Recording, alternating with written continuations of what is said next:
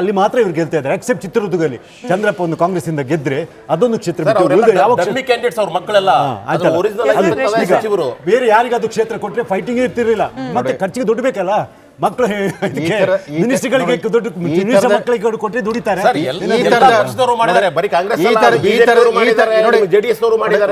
ಈ ತರದ ಸಮರ್ಥನೆಗೆ ಕಾರಣ ಯಾವತ್ತು ತುರ್ತು ಪರಿಸ್ಥಿತಿ ಕಾಲದಲ್ಲಿ ಇಂದಿರಾ ಗಾಂಧಿಯವರು ತಮ್ಮ ಪುತ್ರ ಸಂಜಯ್ ಗಾಂಧಿಯನ್ನ ಒಬ್ಬ ಅನಧಿಕೃತ ಸರ್ವಾಧಿಕಾರಿಯಾಗಿ ಈ ದೇಶದ ಮೇಲೆ ಹೇರಕ್ಕೆ ಶುರು ಮಾಡಿಬಿಟ್ರು. ಇವತ್ತು ಆ ಇಂದಿರಾ ಗಾಂಧಿ ವಂಶಸ್ಥರೇ ರೋಲ್ ಮಾಡೆಲ್ ಇತರೆ ಕಾಂಗ್ರೆಸ್ ನಾಯಕರುಗಳಿಗೆ. ಸೋನಿಯಾ ಗಾಂಧಿ ತಮ್ಮ ಮಕ್ಕಳು ಬೆಳೆಸಿದ್ರೆ ನಾವ್ಯಾಕೆ ನಮ್ಮ ಮಕ್ಕಳು ಬೆಳೆಸಬಾರ್ದು? ಸಿದ್ದರಾಮಯ್ಯ ಅವರು ಅಪವಾದವಾಗಿದ್ರು ಅನೇಕ ವರ್ಷಗಳ ಕಾಲ. 2018ರಲ್ಲಿ ಅವರು ಕೂಡ ಕುಟುಂಬ ರಾಜಕಾರಣಕ್ಕೆ ಬಲಿಯಾದರು. ಹೀಗಾಗಿ ಇದು ರಾಜಪ್ರಭುತ್ವ ಅಥವಾ ಪ್ರಜಾಪ್ರಭುತ್ವ, ಅದರ ಅಗ್ನಿ ಪರೀಕ್ಷೆ ನಡೀಬೇಕಾಗಿದೆ. ಪರಿವಾರವಾರದ ವಿರುದ್ಧ ದಿಟ್ಟ ನಿಲುವು ತಗೊಂಡಿರೋದು, ಇದುವರೆಗೂ ಸಾರ್ವಜನಿಕ ನಿಲುವು ತಗೊಳ್ತಾ ಇರೋದು ಮೋದಿನೇ. ತಮ್ಮದೇ ಪಕ್ಷದ ನೇತಾರರು ಕೂಡ ಈ ತಪ್ಪು ಮಾಡ್ತಾ ಇರೋದು ಗೊತ್ತಿದ್ದು ಪುನರುಚ್ಚಾರ ಮಾಡ್ತಾ ಇದ್ದಾರೆ. ನಮ್ಮ ದೇಶದ ಪ್ರಜಾಪ್ರಭುತ್ವವನ್ನ ಲೀಚ್ ಬರ್ತಾರ ತಿಂತಾ ಇರೋದೇ ಜಾತಿವಾದ, ಪರಿವಾರವಾದ, ಭ್ರಷ್ಟಾಚಾರ. ಗಮನಿಸಿ, 275 ನೆನಪಿರ್ಲಿ, 272 ಸಿಂಪಲ್ ಮೆಜಾರಿಟಿ ಅದನ್ನ ಕ್ರಾಸ್ ಮಾಡಿದೆ ಎನ್ಡಿಎ. 278 ಕ್ಷೇತ್ರಗಳಲ್ಲಿ ಮುನ್ನಡೆಯನ್ನ ಕಾಯ್ದುಕೊಂಡಿದೆ. ಈ ಮುನ್ನಡೆ ರಿಸಲ್ಟ್ ಆಗಿ ಪರಿಣಮಿಸಿದ್ರೆ ಮತ್ತೊಂದು ಅವಧಿಗೆ ಮೋದಿ ಸರ್ಕಾರ 287 414 ಪೈಕಿ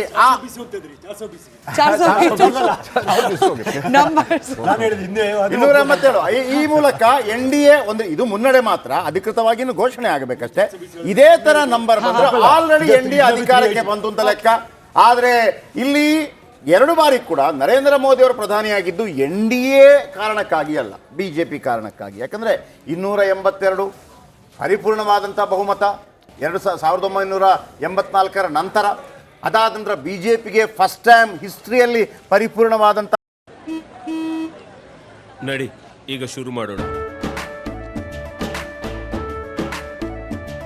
ಕೇಸರಿಯಿಂದ ಮನೋಲ್ಲಾಸ ಮನಸ್ಸು ಮತ್ತೇರಿ ಕುಣಿದಾಡಿದೆ ನೋಡು, ಮನಸ್ಸು ಮತ್ತೇರಿ ಕುಣಿದಾಡಿದೆ ನೋಡು. ಕ್ಷಣ ಕ್ಷಣವೂ ಆಚರಿಸಿ ಕೇಸರಿ ಹಬ್ಬ. ವಿಮಲ್ ಬಾಯಲ್ಲಿ ಹೇಳಿ ಕೇಸರಿ ಬಹುಮತ.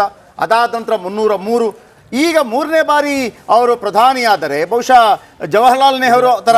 ಹೌದು, ಆದ್ರೆ ಸ್ವಲ್ಪ ತದ್ವಿರುದ್ಧ ವ್ಯಾಖ್ಯಾನ ಆಗತ್ತೆ ಇಲ್ಲಿ. ಹೇಳಿ, ಮೋದಿಯಿಂದಾಗಿ ಬಿಜೆಪಿ ಸ್ವತಂತ್ರವಾಗಿ ಬಹುಮತ ಪಡ್ಲಿಕ್ಕೆ ಸಾಧ್ಯವಾಯಿತು ಹೊರತು ಬಿಜೆಪಿಯಿಂದಾಗಿ ಮೋದಿ ಅಂತ ಹೇಳಿಕ್ಕಾಗಲ್ಲ. ನಿಮ್ಮ ಮಾತಿಗೆ ಒಂದು ಚೂರ ಸೇರಿಸ್ತಾ ಇದ್ದೀನಿ ಸರ್. ಈಗಲೂ ನಾವು ಕೇಳಿದ್ರಲ್ಲಿ ಅನೇಕರನ್ನ ನಾನು ನೋಡಿದ್ದೀನಿ, ಬಿಜೆಪಿಯನ್ನ ಇಷ್ಟಪಡದ ಒಂದು ವರ್ಗದಲ್ಲಿ ನರೇಂದ್ರ ಮೋದಿ ಅವರಿಗಾಗಿ ಓಟ್ ಹಾಕೋರಿದ್ದಾರೆ. ನಮ್ಗೆ ಬಿಜೆಪಿ ಅಲ್ಲ, ನಾವು ನರೇಂದ್ರ ಮೋದಿ ಫ್ಯಾನ್ಸ್ ಅನ್ನೋ ರೀತಿಯಲ್ಲಿ ಅವ್ರದ್ದೇ ಆದಂತ ವರ್ಗ. ಅದಕ್ಕೆ ಬೆಸ್ಟ್ ಎಕ್ಸಾಂಪಲ್ ಉಂಟಲ್ಲ, ನಡ್ಡಾ ಅವ್ರು ಹೇಳಿದ್ರಲ್ಲ ನಮ್ಗೆ RSS ಅಗತ್ಯ ಇಲ್ಲ ಅಂತ. ಇದು ಅವ್ರು ಹೇಳ್ತಿದ್ರು ನಡ್ಡಾ ಅವ್ರು. ನಾವು RSS ಮೊದಲು ಬೇಕಿತ್ತು ನಮ್ಗೆ, ನಾವು ಈಗ ನಾವೇ ಸ್ಟ್ರಾಂಗ್ ಆಗಿದೆ, RSS ಬೇಡ ಅಂತ ಹೇಳಿ. RSS ಗಿಂತ ಸ್ಟ್ರಾಂಗ್ ಕರೆಕ್ಷನ್ ಜಾಸ್ತಿ ಬಿಸಿದ ತಮಾಷೆಗೆ ಹೇಳಿದ್ದು ಅರ್ಥ ಬೀಸ್ ಅಂತ ಹೇಳಿ. ಇಲ್ಲ, 400 ಟಚ್ ಆಗಲಿ ಕಷ್ಟ ಉಂಟು. But they will cross 380. ಅಂದ್ರೆ ನಿಮ್ಗೆ ಅಬ್ಸಲ್ಯೂಟ್ ಮೆಜಾರಿಟಿ ಎಷ್ಟು ಬೇಕು ಅದನ್ನ 100 ಜಾಸ್ತಿ ರೀಚ್ ಆಗ್ತದೆ. ನಿಮ್ಮ ಉತ್ತರ ಪ್ರದೇಶದಲ್ಲಿ 420 ಬಂದಿದ್ರು ನೋಡಿ. ಮೋದಿ ಅವರ ಯಶೋಗಾಥೆ ಏನಿದೆ ಅದು 1972ರಲ್ಲಿ ದೇವರಾಜ್ ಅರಸರ ಯಶೋಗಾಥೆ ಇತ್ತಲ್ಲ ಕರ್ನಾಟಕದಲ್ಲಿ. ಆ ಥರ ಅವ್ರ ಅರಸು ಜಾತಿಯಿಂದ ಅವರೊಬ್ಬರೇ MLA, ಸುಮಾರು 40 ವರ್ಷಗಳ ಕಾಲ ಅವರೊಬ್ಬಳೇ MLA. ಕರ್ನಾಟಕದ ಈ ಜಾತಿ ತಲೆ ಎಣಿಕೆ ಲೆಕ್ಕಾಚಾರದ ಪ್ರಜಾಪ್ರಭುತ್ವ ಸುಳ್ಳಾಗಿಸಿದವರು ದೇವರಾಜ್ ಅರಸರು. ಈಗ ಮೋದಿ ಜಾತಿ ಅಂತ ಯಾರಿಗೂ ಗೊತ್ತೇ ಇಲ್ಲ. ಮೋದಿ ಆರಾಧಕರು, ಮೋದಿ ಭಕ್ತರು ಕೂಡ ಮೋದಿ ಜಾತಿ ಅಂತ ತಲೆ ಕೆಡಿಸ್ಕೊಳಕ್ ಹೋಗೇ ಇಲ್ಲ. ಅಂದ್ರೆ ಭಾರತದ ಜನಸಾಮಾನ್ಯರು, ನಮ್ಮ ರಾಜಕೀಯ ಪಕ್ಷಗಳು ಮತ್ತು ನಾಯಕರು ಅನ್ಕೊಂಡಿರೋಷ್ಟು ಜಾತಿವಾದಿಗಳು, ಕೋಮುವಾದಿಗಳಲ್ಲ. ಎಲ್ಲೋ ಒಂದ್ ಕಡೆ ಗುಣಮಟ್ಟಕ್ಕೂ ಮನೆ ಹಾಕ್ತಾರೆ. ಯಾಕಂದ್ರೆ ಓಕೆ, ಮ್ಯಾಜಿಕ್ ನಂಬರ್ ದಾಟಿದ Modi and team NDA magic number ದಾಟಿದ ಮೋದಿ ಅಂಡ್ ಟೀಮ್. ಆದರೆ ವೀಕ್ಷಕರೇ, ಮತ್ತೊಮ್ಮೆ ಹೇಳ್ತೀನಿ, 2 ಬಾರಿ ಕೂಡ ಬಿಜೆಪಿ ಪೂರ್ಣ ಪ್ರಮಾಣದಲ್ಲಿ ಅಧಿಕಾರಕ್ಕೆ ಬಂದಿದೆ. ಅಂದರೆ ಎನ್ಡಿಎ ಇಲ್ಲೊಂದು ಮಾತನ್ನು ಹೇಳಿದರು ರವೀಂದ್ರ ರೇಷ್ಮೆ ಅವರು, ಒಂದು ವೇಳೆ ಪೂರ್ಣ ಪ್ರಮಾಣದಲ್ಲಿ ಬಿಜೆಪಿ ಅಧಿಕಾರಕ್ಕೆ ಬಂದ ನಂತರ, ಬಿಜೆಪಿ ಅಧಿಕಾರಕ್ಕೆ ಬಂದರೆ ಅಂದರೆ ಎನ್ಡಿಎ ಸಪೋರ್ಟರ್ಸ್ಗಳ ಅಗತ್ಯ ಇಲ್ಲ, ನಮ್ಮದೇ ಸಂಖ್ಯೆ ಅಷ್ಟಿದೆ ಅಂತ ಹೇಳುವಾಗ ಈ ಎನ್ಡಿಎ ಮಿತ್ರಕೂಟದಲ್ಲಿರುವಂತಹ ಕೆಲವು ಪ್ರಮುಖ ನಾಯಕರಿಗೆ ಮಂತ್ರಿಗಿರಿ ಕೊಡಬೇಕಾ ಕೊಡಬಾರ್ದು ಅನ್ನುವಂಥದ್ದು ಮೋದಿ ಮೇಲೆ ಅವಲಂಬಿತ ಆಗುತ್ತೆ, ನಿರ್ಧರಿತವಾಗುತ್ತೆ ಅಂತ. ನೋಡಿ, ಮೋದಿ ಅವರು 2 ಬಾರಿ ಕೂಡ ಅಪ್ನಾದಳ್ ಪಕ್ಷದ ನಾಯಕಿಗೆ 2 ಸಾರಿ ಮಂತ್ರಿ ಮಾಡಿದ್ರು, 2 ಸಾರಿ ಅವಕಾಶ ಮೈತ್ರಿ ಪಕ್ಷ ಎರಡೆರಡು ಪಕ್ಷ ಎರಡೆರಡು ಸೀಟ್ ಬಂದು ಕೂಡ ಅವ್ರಿಗೆ ಅವಕಾಶ ಕೊಡ್ತಾರೆ. ಬಟ್ ಈ ಸತಿ ಪಂಜಾಬಲ್ಲಿ separate ಆಗಿ fight ಮಾಡ್ತಾರೆ. That is the principle. ಈಗ ಲೇಡೀಸ್ ಅವರಿಗೂ ಕೊಡ್ತಾರೆ. 2 ಜನ ಲಾಸ್ಟ್ ಟೈಮ್ ವಾಲಂಟಿಯರ್ ನನ್ನ 16 ಸೀಟ್ ಬಂದವ್ ನೀವು ಒಂದು ಕೊಟ್ಟರೆ ನಾನು ಒಪ್ಪುದಿಲ್ಲ ಅಂತ ಹೇಳ್ಬಿಟ್ರು. ಯಾರು ಶಿವಸೇನೆದು 16 ಬಂದ ಶಿವಸೇನೆ ಜೆಡಿಯು ಅಲ್ಲಿ ನಿತೀಶ್ ಕುಮಾರ್ ಸರ್ NDA ಮೈತ್ರಿಕೂಟದ ಎಲ್ಲ ಪಕ್ಷಗಳಿಗೆ ಕೊಡ್ತಾರೆ, ಅದಕ್ಕೆ ಇಲ್ಲ ಅಂತಲ್ಲ. ಅಲ್ಲಿ ರಿಪಬ್ಲಿಕನ್ ಪಾರ್ಟಿ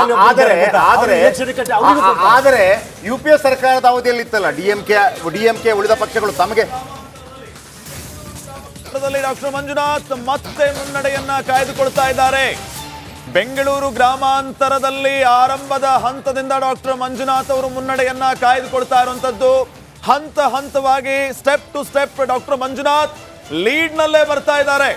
ಈ ಮೂಲಕ DK ಸುರೇಶ್ಗೆ ಟಕ್ಕರ್ ಕೊಡುವಂತಹ ಕೆಲಸ ಬೆಂಗಳೂರು ಗ್ರಾಮಾಂತರ ಲೋಕಸಭಾ ಕ್ಷೇತ್ರದಲ್ಲಿ ಆಗ್ತಾ ಇದೆ. ತಾವು ಗಮನಿಸ್ತಾ ಹಾಸನದಲ್ಲಿ ಪ್ರಜ್ವಲ್ ರೇವಣ್ಣಗೆ ಹಿನ್ನಡೆ. ಹಾಸನದಲ್ಲಿ ಪ್ರಜ್ವಲ್ ರೇವಣ್ಣ ಅವರಿಗೆ ಪ್ರಾರಂಭಿಕ ಹಿನ್ನಡೆ ಗಮನಿಸ್ತಾ ಇದ್ದೀರಿ. ಹಾಸನದಲ್ಲಿ ಏನಾಗಬಹುದು, ಚುನಾವಣಾ ಫಲಿತಾಂಶ ಗೆದ್ರೆ ಏನು, ಸೋತ್ರೆ ಏನು, ಈ ಪ್ರಶ್ನೆ ಬಹಳ ಕಾಡ್ತಾ ಇದೆ ಈ ಬಾರಿಯ ಚುನಾವಣೆಯಲ್ಲಿ. ಎಸ್ಪೆಷಲಿ ಪ್ರಜ್ವಲ್ ರೇವಣ್ಣ ಅವರ ವಿರುದ್ಧ ಕೇಳೋಕ್ ಸಿಕ್ಕಿರುವ ಗಂಭೀರ ಆರೋಪ. ಜೈಲಿನಲ್ಲಿದ್ದಾರೆ ಸದ್ಯಕ್ಕೆ ಪ್ರಜ್ವಲ್ ರೇವಣ್ಣ. ಪ್ರತಿಷ್ಠೆಯ ಕ್ಷೇತ್ರ ಮಲ್ಲಿಕಾರ್ಜುನ್ ಖರ್ಗೆ ಅವ್ರಿಗೂ ಕೂಡ ಪ್ರತಿಷ್ಠೆಯಲ್ಲಿ ಕಾಂಗ್ರೆಸ್ಗೆ ಲೀಡ್ ಸಿಗ್ತಾ ಆಗ್ತಾ ಇದೆ. ಖರ್ಗೆ ಅವರ ಅಳಿಯ ಅಖಾಡದಲ್ಲಿದ್ದಾರೆ ರಾಧಾಕೃಷ್ಣ ದೊಡ್ಡಮನಿ. ಎಸ್, ಉಮೇಶ್ ಜಾಧವ್ ಅಲ್ಲಿ ಪ್ರತಿಸ್ಪರ್ಧಿಯಾಗಿ ಕಮಲ ಅಖಾಡದಿಂದ ಮತ್ತೆ ಅದೃಷ್ಟ ಪರೀಕ್ಷೆಗಿಳಿದಿದ್ದಾರೆ. ಇಲ್ಲಿ ಕಾಂಗ್ರೆಸ್ನ ಅಭ್ಯರ್ಥಿ ಆಗಿರುವಂತಹ ಖರ್ಗೆ ಅವರ ಅಳಿಯ ಆಗಿರುವಂತಹ ರಾಧಾಕೃಷ್ಣ ದೊಡ್ಡಮನಿ ಈಗ ಟಕ್ಕರ್ ಕೊಡುವ ಕೆಲಸವನ್ನ ಮಾಡ್ತಾ ಇದ್ದಾರೆ, ಲೀಡ್ ಅಲ್ಲಿದ್ದಾರೆ. ಎಕ್ಸಿಟ್ ಪೋಲ್ ಕೂಡ ಹೇಳ್ತಾ ಇರುವಂತದ್ದು ರಾಧಾಕೃಷ್ಣ ದೊಡ್ಡಮನಿ. ಕುಮಾರಸ್ವಾಮಿ 4698 ಮತಗಳಿಂದ ಲೀಡ್. ಬೆಳಗಾವಿಯಲ್ಲಿ ಶೆಟ್ಟರ್ ಲೀಡ್. ಕಸೌನ್ನಲ್ಲಿ ಅಖಿಲೇಶ್ ಯಾದವ್ಗೆ ಹಿನ್ನಡೆ. ಕನೌಜ್ನಲ್ಲಿ HDK ಲೀಡ್. ಈಗ ಶುರುವಾಗಿದೆ. ಯನಹಳ್ಳಿ ಅವರು ಹೇಳ್ತಾ ಇದ್ರು ಈಗ ಶುರು ಆಗಬೇಕು. ನಾವೊಂದು ಈ ವೋಟಿಂಗ್ ಗೀಟಿಂಗ್ ಈ ಏನೋ ಅಂಚೆ ಪತ್ರ ಗಿತ್ರಲ್ಲ ನಮ್ದೆಲ್ಲ ವರ್ಕೌಟ್ ಆಗಲ್ಲ ಸ್ವಾಮಿ. ಯಾವಾಗ ನಾವು ಮೆಷಿನ್ ಶುರು ಮಾಡ್ತೀರಿ ಆಗ ನಿಜವಾದ ಅಸಲಿ ಆಟ ಶುರು. ನಾವು ಅದನ್ನ ಪ್ರಮೋಟ್ ಮಾಡ್ತಿದೀವಿ ಅಂತಲ್ಲ, ಬಟ್ ವಾಸ್ತವ ನಡೆಯುತ್ತೆ. ಸಟ್ಟಾ ಬಜಾರ್ ಇಲ್ಲಿ ಲೋಕಲ್ ಅಲ್ಲಿ ಬೆಟ್ಟಿಂಗ್ ಕಟ್ಟೋ ವಿಚಾರದಲ್ಲಿ ಬಹುಶಃ ಬೆಂಗಳೂರು ಗ್ರಾಮಾಂತರ ಚರ್ಚೆ ಆದಷ್ಟು ಬೇರೆ ಕ್ಷೇತ್ರಗಳಾಗಿಲ್ವಾ ಅಂತ ಹೇಳಿ ಕಡೆ ಕ್ಷಣದವರೆಗೂ ಕೂಡ ಕುತೂಹಲ ಉಳಿಸ್ಕೊಳ್ಳುತ್ತೆ ಆ ಕ್ಷೇತ್ರ ಅಂತ. ಇಡೀ ಭಾರತದಲ್ಲಿ 10 ಸಟ್ಟಾ ಬಜಾರ್ಗಳಿದಾವೆ. ಬೆಳಗಾವಿ ಕೇಂದ್ರದಲ್ಲಿ ಆಗಿರತಕ್ಕಂಥದ್ದು ಸಟ್ಟಾ ಬಜಾರ್ ಕಂಪ್ಲೀಟ್. ಇದನ್ನು ನೋಡಿದ್ರು ಸಹಿತ ಯಾರು ಸಹಿತ 300 ಪಾರು 400 ಪಾರು ಅಂತ ಎಲ್ಲೂ ಹೇಳಿಲ್ಲ ಇವತ್ತವರೆಗೂ. ಅದಕ್ಕೆ ಅದನ್ನೆಲ್ಲವನ್ನು ಅಂಕಿಅಂಶಗಳನ್ನು ನೀವು ತೆಗೆದುಕೊಂಡಾಗ ಏನಾದ್ರೆ 20 ಹೆಚ್ಚು ಕಡಿಮೆ ಇರುತ್ತವೆ ಅಷ್ಟೇ. ಆದ್ದರಿಂದ ಸಟ್ಟಾ ಬಜಾರ್ದಲ್ಲಿ ಇರ್ತಕ್ಕಂಥದ್ದು ಇದಲ್ಲ, ಅವ್ರು ಕಳ್ಳರು ಬಹಳ ಬೇಗ ಗೆಸ್ ಮಾಡ್ಬಿಡ್ತಾರೆ. ಅಲ್ಲ ಯಾವ ಸರಿ ಯಾವ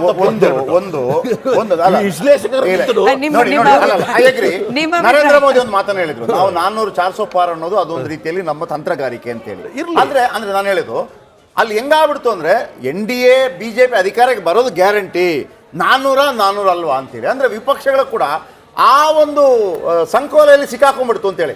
400 ಹೆಂಗ್ ಬರ್ತೀರಿ ನೀವು, 400 ಹೆಂಗ್ ಬರ್ತೀರಿ, ಕೇರಳದಲ್ಲಿ ಸಾಧ್ಯನಾ, ತಮಿಳುನಾಡಿನಲ್ಲಿ ಸಾಧ್ಯನಾ ಅಂತ ಹೇಳ್ತಾ ನೀವೇನ್ ಹೇಳ್ಬೇಕು ಅದು ಮರ್ತೋಗ್ಬಿಟ್ರಿ, ಕೆಡಿಸ್ಕೊಳ್ಳಿ ಅಂತ ಹೇಳಿದ್ದಾರೆ. ಹಂಗಾಯ್ತು ಅಂತ ಹಂಗೆ ಆಗೋಗ್ಬಿಡ್ತಾ. ಆದ್ರೆ ಹೇಳ್ತಾ ಇದ್ದೀನಿ, ಮೊದಲನೇ ಹಂತದ ಮತದಾನ ಆದ ನಂತರ ಈ 400-400 ಪಾರನ್ನು ಹೊರಟೋಗುತ್ತೆ. ಕ್ಷಮೆ ಇರಲಿ, ಯದುವೀರ್ ಮಾತನಾಡ್ತಿದ್ದಾರೆ. ಅದು ಮುಗಿಸ್ಕೊಂಡು ಅಫ್ಕೋರ್ಸ್ ಇಲ್ಲಿ ಮತ ಎಣಿಕೆ ಇದು ಕೇಂದ್ರಕ್ಕೆ ಬಂದಿದ್ದೀವಿ. ನಮ್ಮ ಆರ್ಎನ್ಎಸ್ ಕಾಲೇಜ್ಗೆ ಮೊದಲನೇ ರೌಂಡ್ ವೀಕ್ಷಿಸಿ ಬಂದಿದ್ದೇವೆ ಅಷ್ಟೇ. ಮೊದಲ ರೌಂಡ್ ಹೇಗಿತ್ತು, ಮುನ್ನಡೆ ಇದೆಯಾ ಹೇಗೆ ಸರ್? ಇಲ್ಲಿ ನೋಡಿಲ್ಲ, ಅದೇನಿಲ್ಲ, ಓಪನ್ ಮಾಡೋದು ನೋಡಿದ್ದೀವಿ ಅಷ್ಟೇ. ಬಾಕ್ಸ್ಗಳು ಓಪನ್ ಮಾಡೋದಂಥದ್ದು ನಮಗೆ ನೋಡುವಂಥದ್ದು ಇದು ಅವಕಾಶ ಇದೆ, ಅದು ನೋಡ್ಬಿಟ್ಟು ಬಂದಿದ್ದೀವಿ ಅಷ್ಟೇ. ಈಗ ವಾಪಸ್ ಹೋಗ್ತಾ ಇದ್ದೀರಿ, ಅಲ್ಲಿ ಇರಲ್ವಾ? ಇಲ್ಲ, ಇವತ್ತು ನಮ್ಮ ನಾಲ್ವಡಿ ಕೃಷ್ಣ ಜಯಂತಿನೂ ಕೂಡ, ಅದಕ್ಕಾಗಿ ಅಲ್ಲಿ ಪುಷ್ಪಾರ್ಚನೆ ಮಾಡೋ ಕಾರ್ಯಕ್ರಮ ಏರ್ಪಡಿಸಲಾಗಿದೆ, ಅದಕ್ಕೆ ಹೋಗ್ತಾ ಇದೆ. ಹೇಗೆ ಅನಿಸುತ್ತೆ ಸರ್? ಈಗ ಕೆಲವೇ ಕ್ಷಣಗಳು ಬಾಕಿ ಇದೆ, 1-2 ಗಂಟೆ ಒಂದಷ್ಟೊತ್ತಿಗೆ ಗೊತ್ತಾಗುತ್ತೆ ನಿಮ್ದು ಹೇಗೆ ಅಂತೇಳಿ, ಭವಿಷ್ಯ ಹೇಗೆ ಅಂತೇಳಿ ಹೇಗೆ ಅನಿಸ್ತಾ ನಿಮ್ಗೆ? ಎಲ್ಲ ವರದಿಗಳ ಪ್ರಕಾರ ಇದು ಸಕಾರಾತ್ಮಕವಾಗಿ ನಮ್ಮ ಕಡೆಗೆ ಬರುತ್ತೆ ಅಂತ ವರದಿಗಳು ಬಂದಿದೆ, ಆಗಲೇ ನಿಮಗೂ ಗೊತ್ತಿದೆ. ಸೊ ಅದರ ಒಂದು ವಿಶ್ವಾಸ ಇದೆ. ಎಷ್ಟು ವಿಶ್ವಾಸ ಇದೆ ಸರ್? 100% ಇದೆಯಾ ಹೇಗೆ ಅಂತ? ನಮಗೆ ವಿಶ್ವಾಸ ಇದೆ, ಫಲಿತಾಂಶ ನಮ್ಮ ಪರವಾಗಿ ಬರುತ್ತೆ ಅಂತ. ಈಗ ಮತ್ತೆ ಎಷ್ಟೊತ್ತಿಗೆ ಬರ್ತೀರಿ ವಾಪಸ್ ಇಲ್ಲಿಗೆ ತನಿಖೆಗೆ? ಇಲ್ಲ, ಇಲ್ಲಿ ಬರೋ ಅವಶ್ಯಕತೆ ಇಲ್ಲೂ ಅಂತ ಇವಾಗ ಸದ್ಯಕ್ಕೆ ನೋಡೋಣ. ಇದ್ರೆ ನೋಡ್ಕೊಂಡು ಬರ್ತೀರಾ ಹೇಗೆ ಅಂತೇಳಿ? ನೋಡ್ಕೊಂಡು ಬರ್ತೀವಿ. ಇದು ಯದುವೀರ್ ಒಡೆಯರ್ ಮಾತು. ಅಂದರೆ ಈಗ ಬೇರೆ ಕಾರ್ಯಕ್ರಮದಿಂದ ಇಲ್ಲಿಂದ ಹೋಗ್ತಾ ಇದ್ದಾರೆ, ಮತ್ತೆ ಇಲ್ಲಿಗೆ ಬರ್ತೀನಿ ಅಂತ ಹೇಳಿದ್ದಾರೆ. ಆದರೆ ಗೆಲ್ಲುವ ವಿಶ್ವಾಸವನ್ನು ಅವರು ವ್ಯಕ್ತಪಡಿಸ್ತಾರೆ. ಕ್ಯಾಮರಾ ದಿವಾಕರ್ ಜೊತೆ ಅನುಕಾರ್ಯಪ್ಪ, ರಿಪಬ್ಲಿಕ್ ಕನ್ನಡ, ಮೈಸೂರು. ಕರ್ನಾಟಕ ನೋಡಿ, ಕಾಂಗ್ರೆಸ್ 8